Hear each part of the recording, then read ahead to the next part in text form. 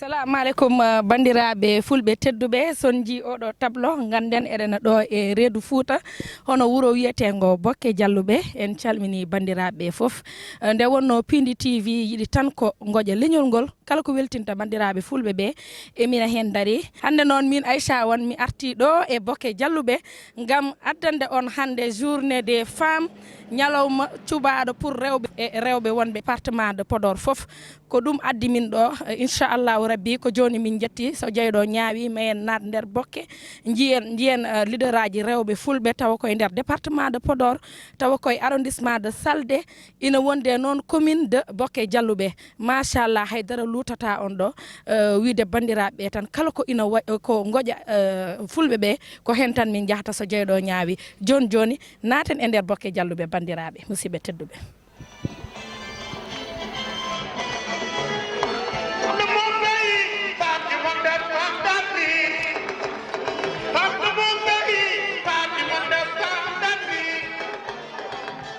eyyi ha joni bandiraɓe musidɓe tedduɓe eɗena e nder Boki Dialloube ko weltare kadi machallah arde yiide bandiraɓe Piindi TV e nder Boki Dialloube mboɗo wiya on kadi bisimilla moon e ko ndenduɗen ko foof eɗen ɗo joddi noon e kaw men hono kaw Boubou Diallo o salmina bandiraɓe. e Aïcha a salminama aɗa wiye bisimilla ma an kam ka poɗɗo bismade ɗo fotanɗo bismede puisque ko ɗo jeeɗa donc komi attaché de cabinet encore une fois de Abdoulaye Daouda Diallo no wayno ñalawma ko ñalawma mawɗo ko ñalawma rewɓe so tawi noon en mbi en cuɓima oɗo ñalawma en mbaɗi ɗum ñalawma rewɓe mataw ko inde tan kono ñalawmaji ɗi fof rewɓe jeeyi donc Abdoulaye Daouda jaɓɓiɗo bandiraɓe muɗum rewɓe e département o e ardade présidente des femmes du département hono l'honorable député Yatta Sow e dendagal responsable uji département ɗi foof hande en jiiɗumen ɗo gari notade ngoɗo noddago gandanɗa hoorema bandiraɓe rewɓe noddi ɗo e Boki Dialloube ko ñalawma mawɗo ko ñalawma mo gandanɗa hoorema debbo no siftine hen importance mo jogui e gurdam ɓiɗɗo innama aade ko ñalawma mawɗo mo gandanɗa hoorema temuji kewɗi mbaɗama hen somi tewi mi wiya guila subaka wonna koye dépistage to centre santé Boki to pour rewɓe ƴewto ɓalli mumen c'est important puisque eɗen jiiya rewɓe hewɓe ande oɗo saaha na daña probléme uji santé tawa wasde andude walla wasde heblanade ɗum walla wasde wadde test uji ɗi gandanɗa hoorema ɗi foti wadde puisque debbo importance mo jogui ɗum tagui jiɗɗen vraiment toujours heblano ɓandu mum heblano santé muɗum pour duusa galleji ɗi ha juuta puisque duuso mabɓe e nder famille duuso mabɓe e nder rendo ko hunde ganduɗa hoorema wonde fayida donc ñalawma o ko ñalawma mawɗo déjà o waɗi réussir puisque ɗum waɗama déjà be taw en jii ministre de Abdoulaye Daouda o yaade e délégation hono Yatta Boubacar wondude président conseil départemental de Podor Mamoudou Dia ɓe jeeyi toon ɓe mbaɗi visité centre santé o ɓe jii ko waɗa toon e dépistage uji ɗi foof kadi o ƴetti toon engagement ji baɗɗi fayida kanko ministre Abdoulaye Daouda o holliti kala dépistage baɗaɗo toon kala cas baɗaɗo toon suspect baɗaɗo toon détecté vraiment il va prendre en charge total neɗɗo ha nde selli foof ɗum ko c'est important kadi o ƴetti toon engagement mo ganduɗa hoorema ƴewde kala dispensaire mawɗo gonɗo ɗo e nder département de Podor yo dañ sage femme ɗum kanko il va prendre ça en charge ko kanko yamirimi ɗum ɗon donc caggal nde ummi toon eɗen gandi kadi o waɗino visité plateforme multifonctionnel mo Boki Dialloube rewɓe Boki Dialloube waɗoɓe toon transformation ngaji ko wayno transformation ngaji kewɗi ko wayno caabune no pewno des pomotes no pewno cakreji en lacceji en toonni kadi en jii o ƴetti toon décision ngaji important ngam wadde ɓe appuyé tonuji ma gawri tonuji makka tonuji gawri samme e joga ɗuminindaɓe machine aji ɗi ganduɗa hoorema ɗi ɓe mbawata liggorade ɓe mbawa liggade vraiment ligguey mabɓe baɗɗe fayida ɓoyata so Allah jaaɓi jehen to terrain to eɗen gandi toon rewɓeɓe kawra toon ngam vraiment hollede ñalawma o important ɗum no foti rewɓe kono kadi en jiima nalankoɓe hewɓe ma tawe toon rewɓe ɓe foof darima machallah mobilisation yuɓɓi yimɓe ɓe keewi machallah a ala ni ɗo jaɓɓuɗa koyngal mon holko woni secret mon non secret o ko haydara ko Abdoulaye Daouda c'est la personne de Abdoulaye Daouda aɗen Abdoulaye Daouda so neɗɗo so waɗi humble vraiment woni neɗɗo jam jamo mo neɗɗo mo ganduɗa hoorema jiɗɗo yimɓe neɗɗo mo ganduɗa hoorema nehiɗo à travers vraiment son image déjà a yiɗat ɗum tan a yiɗanmo forcément a yiɗanmo puisque ko neɗɗo nehiɗo tokkuɗo neɗɗo gueɗal neɗɗagal makko tagui yimɓeɓe vraiment teddindemo e notademo y a pas de secret ko ɗum rek c'est à dire omo tini yimɓeɓe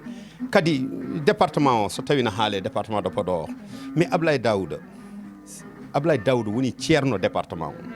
puisque pourquoi par ce que de wuli metti nde yimɓe cuuɗoto gonduɗe e makki nde nden o woppi place makko o woppi gueɗe makko o riwa e place uji makko o natti o wasi dañde avantage uji ɗi o dañatno o hiiba ha hande jaam waɗi mataw ko hande ɗum weeli mais yimɓe yadannoɓe makko hanke ɓe jejjitani ɗum ɗon ɗum tagui nde on noddi foof yimɓeɓe notomo wadde bandiraɓe on nani kaw Boubou ko haali ko machallah wadde en kannat ɗo tan jokkiten programme o tawa koye yimɓe woɗɓe inchallah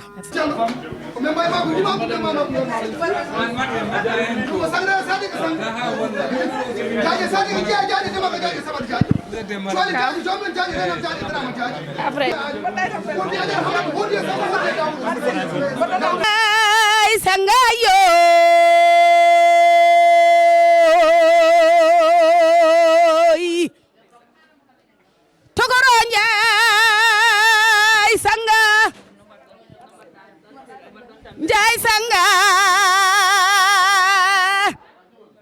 joge njay be polelio fijo bureyi nyanderugo safal be yoy yele hande non ko rewbe département de Podor noddi e gardogol yetta Boubacar Ardo Sadio caggal coordinateur amen mo sofani Abdoulaye Daouda Diallo maire Boki Dialoube ministre des finances et budget cewngel laaci mbarode ngari Boki Dialoube ngari yirlaɓe ngari Sénégal ngari Afrique ngari monde entier tan olel yara cippaɗam so noddi tan non ɗo fo notor eyyi ha joni bandiraɓe eɗen e journée baɗɗo fayida o nde wonno journée rewɓe on journée weeɓatate ko journée belɗo wonata saabu enen eɗen gandi rewɓe goni foof eɗen dardi ɗo e debbo Pulo jontaɗo hono Habi Sidi Ba responsable zone de Podor ko noon eyyi Habi Sidi salmin bandiraɓe eyyi ko Habi Sidi Ba no mbiɗa ni coordonnatrice des Amazones du département de Podor maire adjointe aussi dans la commune de Guédé village adde amen ɗo hande ko mawninde debbo woni journée de la femme e gardegol présidente des femmes du département Yetta Sow woni parrain o ko notre coordinateur de Benno Bokk Yakar le ministre des finances et du budget Abdoulaye Daouda Diallo mi ari mbeɗa arde toute la commune de Guédé e gardegol maire Oumar Baba Ba min gadi notade jeeyede hen kadi e notade hen mawninde debbo e journée des droits de femmes mele kadi habisi wonde cukalel kadi wonde debbo e daranade ko wayni beele ina weeɓi e weeɓani kono ala ko weeɓi minen kamen sukaɓe min jeeya koye coordination départementale des femmes min jeeya koye coordination départementale mawɗo donc kono min ummini amen tan ko wadde animé parti o wadde vulgariser les actions et les réalisations du président de la république hande noon ko ñalawma rewɓe emen jiiɗi yo rewɓe jiito fodde mumen dañ fodde mumen e laamu ngu to banggue parité o to banggue potal ngal to banggue foof weeɓani kono noon emen mbadda henata ko min woni Aminata Daf ko min woni représentante des rewɓe mouvement Madiba commune Guédé min gummi ko minen min mbaɗi basé koye commune Guédé minen goni mouvement Madiba voilà min gari hande notade monsieur le ministre min gari notade Dede Mariam donc min gummi to ko commune Guédé min gari mobilisation amen min garde monsieur le maire Oumar Baba Ba mouvement Madiba min gari ɗo henna pour 12 demo arde wadde accompagner journée rewɓe hande eyyi ha joni kadi eɗen ɗo e journée o waɗi fayida de Thiatou Walo saabu mi yiiɗo patron wam machallah bonam gorko hono Keysi Bousso jagguɗo e dendagal art théâtre minen wonno minen foof honko waɗe amen donc somin tawima ɗo min cakkanmo micro amen ha weela kaw Keysi no mbaɗɗa mi salminima weltare yidema ɗo par ce que je pense que en jindirno grand théâtre mbaɗɗa ɗum 9 mois de formation hande o formation on ko wonko addi chaque fois mbiɗa yima e Piindi TV ko weltare yiide aussi hande théâtre HAAL PULAAR walla animateur walla animatrice HAAL PULAAR en jogui doole en jogui Sénégal hannde o enen keptina vraiment ko weltade yiidema dans des émissions. Merci beaucoup Kaw. No jiiruɗa journée o? E journée feewi journée noon min komi garɗo 12 tan ko journée de la femme ko arɗo 12 de Banam Debbo Rougui Sow kanko woni représentante des femmes de la commune de Doungalaw donc hannde ko rewɓe ni jeeyi ɗum mais minen worɓe min gara tan min dewa e mabɓe min puusaɓe seeɗa mais à part ça kam hunde weeli kadi Abdoulaye Daouda Diallo ko Allah waɗi mo coordinateur département de Podor mo Allah waɗi noon ko ni min ndewata anani mo Allah waɗi ko ɗum yiyata ko heddi ko fof ko improvisation donc wiide Abdoulaye Daouda Diallo aussi weltama et la commune de Doungalaw aussi wiide ɓe kamɓe fof Allah jarama par ce que ɓe duusi kam pendant 7 ans donc ko weltare.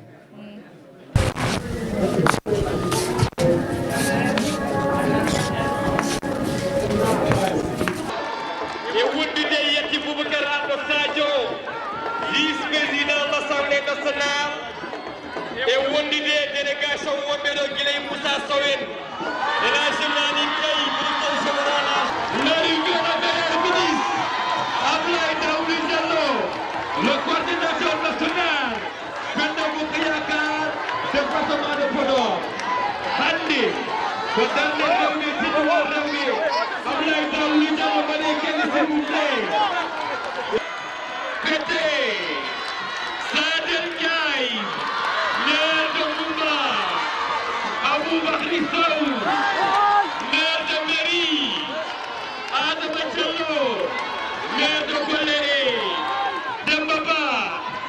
maire de Madina Ndiaké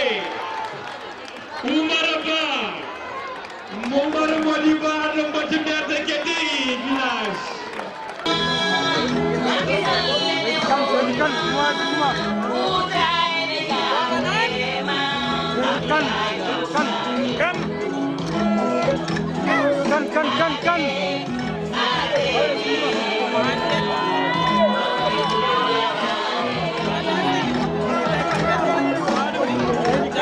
jangoɓe sariɓe ferɓe naate nder ladde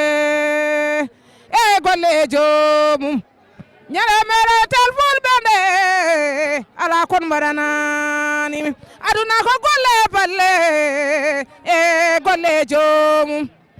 département Podor assalamu aleykum waɗiraɓe rewɓe Abdoulaye Daouda Diallo assalamu aleykum won rewɓe dariɓe caggal madame l'honorable député Yetta Sow assalamu aleykum won maire uji du département Podor assalamu aleykum won onon responsable uji du département Podor on calminama onon fof kala ko dillini ɗum ko ɓuri ɗum doole hande hakkillaji fo nen Boki Diallo waɗi ɗum ko rewɓe département Podor ha kawri nen caggal Yetta Sow nen caggal Abdoulaye Daouda Diallo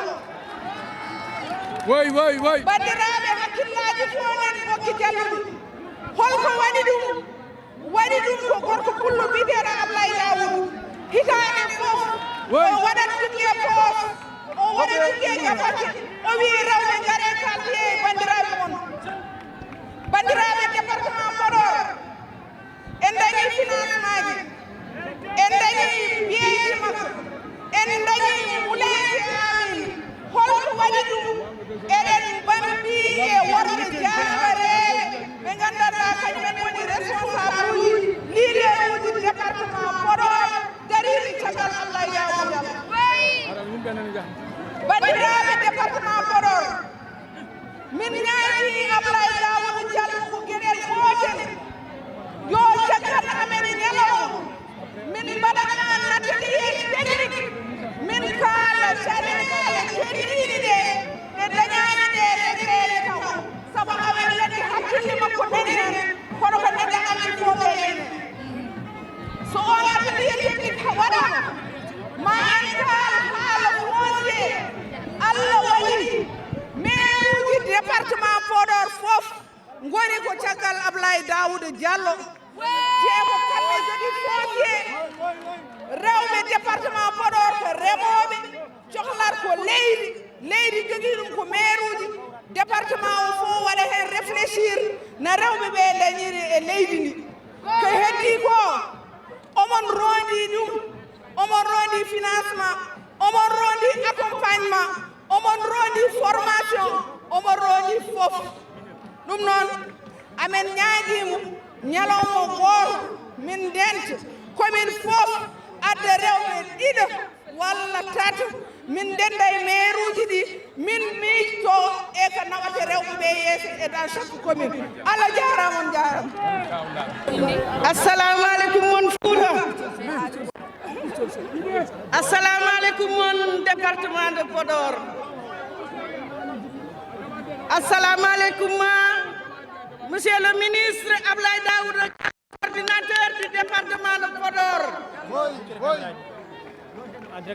Monsieur le ministre, permettez-moi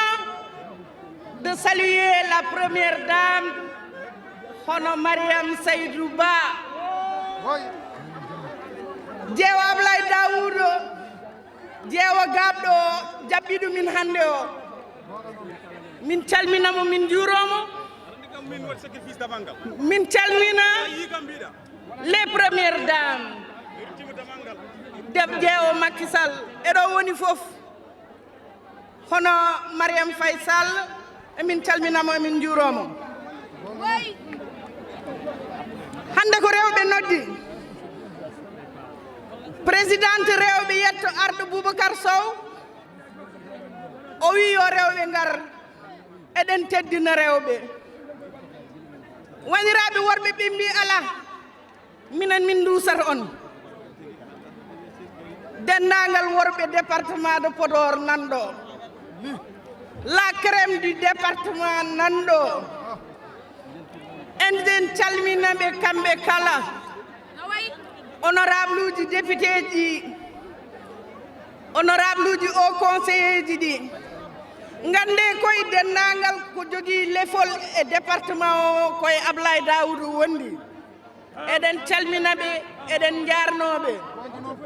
rawani oɗon gandi en garino mbaɗɗen ni jaaɗen arrondissement ji ɗi foof en gaddino nogas e ɗiɗi moulin gadduɗen kalis 50 millions hikka noon no waɗi surprise uji miɗa cata ha présidente yetta arama haalan mon surprise uji goɗɗi ɗi kono monsieur le maire e dendagal wonɓe ɗo mbatte hakkille ko aram haali ko komin yiɗɓe wadde un forum min kaala min miicco ko jorgo miijoji wonata pour ko faati dendagal ko faati caɗele rewɓe ha tengte caɗele leydi ndematendi min ñaagui on ñalawma ministre meɗen Abdoulaye Daouda Diallo no aram wini mi reftat hen par ce que ko hunde tindi min saabu hitande fof min gara min mbaɗa kono min jiiɗi hankadi ko wadde saabu ko mbiyata ko ɓamtare ummoro ko juuɗe jomum e wadde kadi jaɓɓal ngal ganduɗa ngal ummoro ko less fayo dow rewɓe kala ko jiiɗi mawɓe mbawa waɗande ɗumen ko jiiɗi ko ɗum noon bandiraɓe mobilisation mbaɗeni meeɗa yeede département Podor on jarama on jarama on jarama bandiraɓe mi salmini dental fof mi salmini micro s'il vous plaît mi salmini rewɓe département o fof addimiɗo hande ko rendude mon oɗo ñalawma mawninowo rewɓe oɗo ñalawma no mbirami ni qui célèbre la vie qui célèbre l'espoir donc ne hani so oɗo ñalawma ari worɓe ɓe fof e rewɓe ɓe fof ndenna gan mawninde darde rewɓe e nder développement darde rewɓe e nder département o par ce que rewɓe ɓe kamɓe goni nafoore kamɓe goni yakare nde mi wawano wasde arde ɗo caggal invitation mawnam min mi wiyata ministre wiyata coordinateur même tan ko mawnam Abdoulaye Daouda no Abdoulaye wonirno mawnam ni ha hande kanko noon wonirno mawnam so noddi kam aussi o teddinirama ɗum ɗo o teddiniri kam o ñalawma alay saago mi daroɗo e yettude aussi ma sœur Habi Sidi Ba kañumne invitation mum dari hen mbate mbeɗa rende moon oɗo ñalawma oɗo ñalawma weltare Allah jarama président conseil départemental Mamoudou Dia o dariɗo ɗo ete min calmini maire uji département de Podor fof mi wawa wasde limde maire uji gonɗi ɗo ɗi hono banam gorko Moussa Sow maire de Walalde, Aboubacry Sow maire de Méry, mon grand-père Madiba Oumar Baba Ba maire de Guédé village, As Malik Gaye maire de Niandane, Amadou Nia maire de Dodel, Doro Mbaye maire de Mbolo Birane, Cheikh Oumar Ly maire de Galoya, Adama Diallo maire de Golléré, Moussa Abdoul Thiam maire de Pété, le ministre Abdoulaye Daouda Diallo maire de Boki Dialoube, Abdoulaye Elimane Dia maire de Demet, monsieur maître Sadel Ndiaye maire de Mbumba, Racine Sy maire de Podor, monsieur Demba Ba maire de Medina Ndiadjbe, monsieur Mountaga Sy maire de Aéré Lao, représenté par ses deux adjointes Kadiata Talla et Salamata Dem,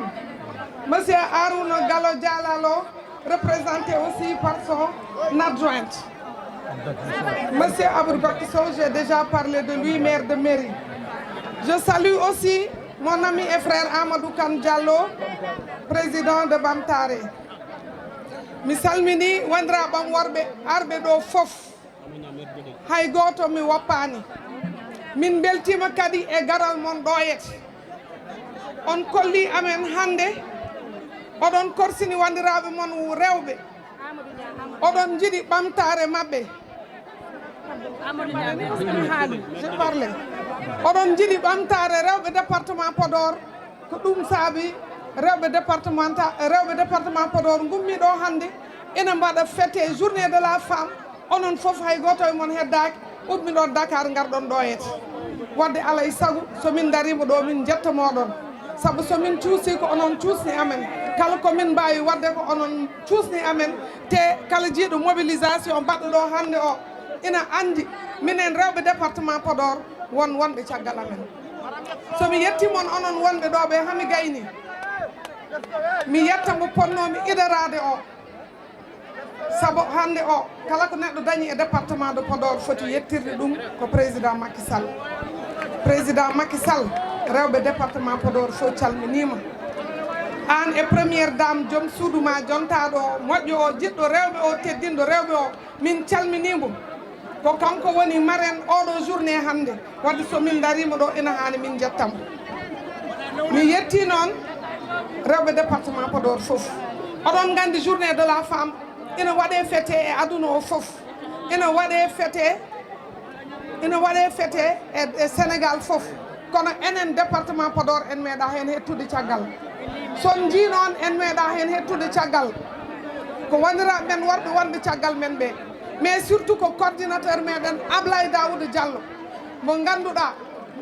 journée momin iɗi wadde fêté min mbaɗi ɗum fêté ko jum.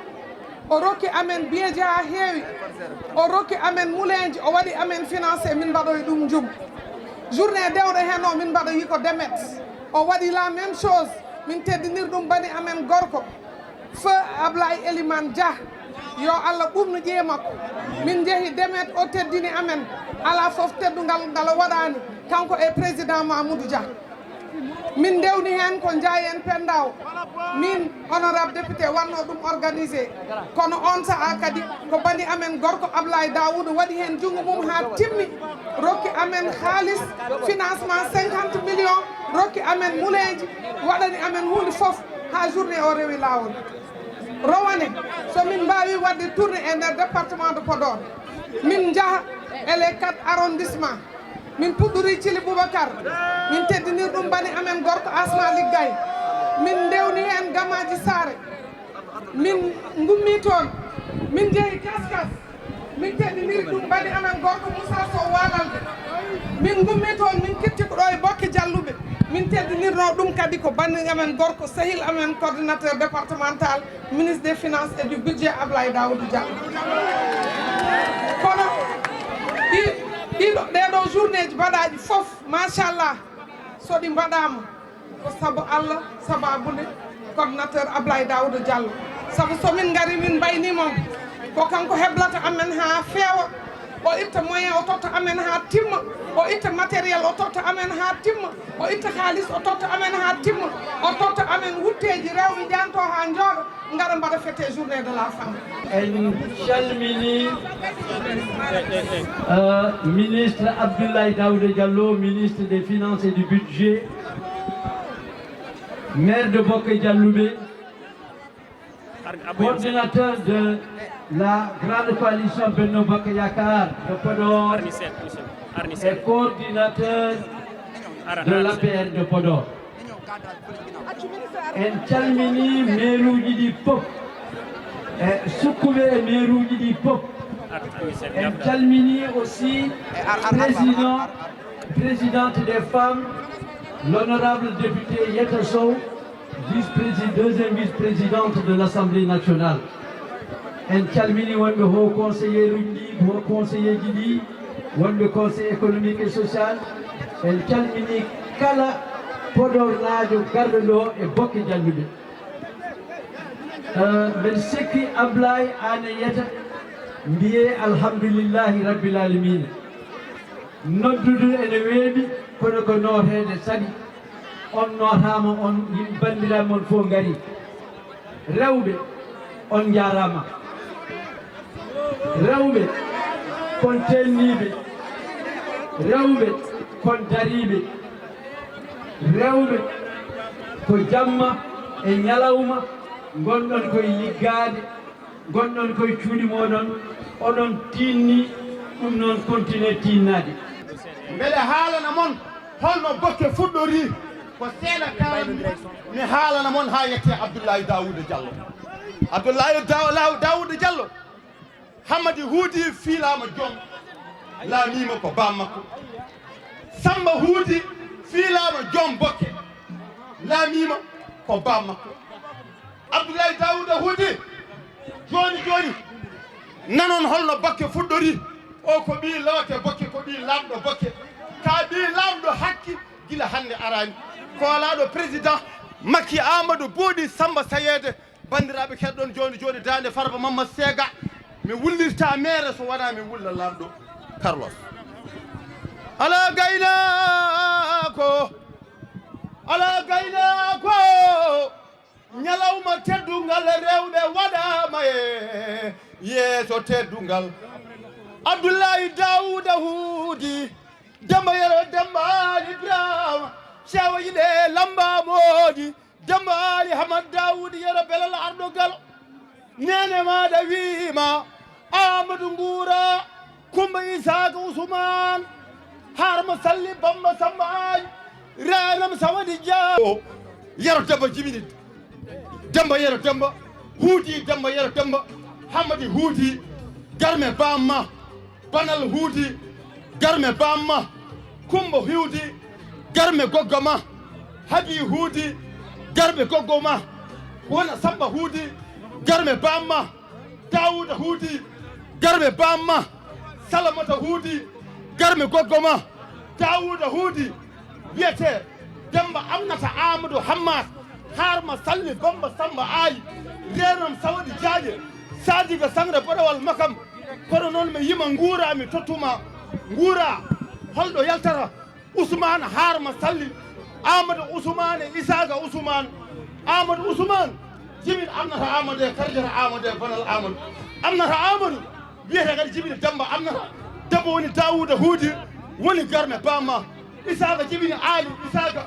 e Jeki Isaga e Kumba Isaga e Demba Isaga Demba wiyete kadi garme jibin Abdoul Demba Isaga e Boubou Demba Isaga ko wona ɗum ko Kumba Isaga wiyete kadi garme holmo o jibini kanko waale galle Alsan Amadou o jibini biyeteɗo noon o jibini Ngoura Kumba o jibini biyeteɗo mata wona mbimi Daouda Alsan wiyete kamma Kumba ko wona ɗum ko Sada Alsan Daouda Abdoulaye Daouda hudde tan mo hudde yalla dembali Birama Sow haldanoma non ko Farba Mamadou Sega Benno Bokk Yakar département de Podor oɗon gandi holko jiɗmi